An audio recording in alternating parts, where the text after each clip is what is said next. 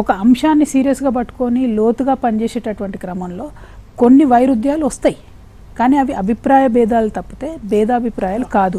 నాకు బీఆర్ఎస్తో భేదాభిప్రాయాలు లేవండి. అభిప్రాయ భేదాలు నేను లేకేడవైనా నేను 100% పార్టీ స్టాండ్ ని అమలు పరచాలి. ఒక క్రమశిక్షణ గల కార్యకర్త ఒక ఇంట్లో యజమాని చెప్పినట్లు కింది వాళ్ళు నడుచుకుంటారు. మీ పార్టీలో మీ పార్టీ నేతకు భిన్నంగా మీ పార్టీ చేత నేత ఆలోచనలకు వైరుధ్యంగా పనిచేస్తున్నారా లేదా మీరు అదన్నీ మీకు ఒక మాట చెప్పనా బ్రదర్, మీరు నేను నా పార్టీ నేతకు వైరుధ్యంగా ప్రవర్తిస్తున్నా అంటున్నారు. ఇప్పుడు వరకు ఎక్కడన్నా కేసీఆర్ గారు జాగృతి కార్యక్రమాలు చేయొద్దని చెప్పారు? బాజాప్తా పార్టీ మీటింగ్లో కేసీఆర్ గారు చెప్పారు జాగృతి వాళ్ళ పని వాళ్ళు చేసుకుంటారు, మీరు మీ పని చేసుకోండి అని చెప్పి. ఆ మాట బయటికి ఎందుకు చెప్పారు?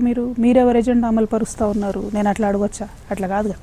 మా పార్టీ నాయకులు లేదు ఇది కరెక్ట్ కాదు, మీరు ఇష్యూ టేకప్ చేయకండి అంటే చేయకుండా ఉన్నటువంటి సందర్భాలు అనేకం ఉన్నాయి. నేను చెప్తున్నా కదా, బాస్ చెప్తే చేయకుండా ఉన్నటువంటి కార్యక్రమాలు అనేకం ఉన్నాయి. ఇప్పుడు మేము చేసేటటువంటి బీసీ ఉద్యమంలో చాలా డెప్త్గా సీరియస్గా ఉద్యమంతో ఇష్యూతో అటాచ్ అయిపోయి ఉన్నటువంటి వ్యక్తిని నేను. మీకు తెలుసు, మీరు అన్నారు నికార్సైన తెలంగాణ ఉద్యమకారిణి అని చెప్పి, అట్లానే నికార్సైన ఉద్యమకారురాలు నేను.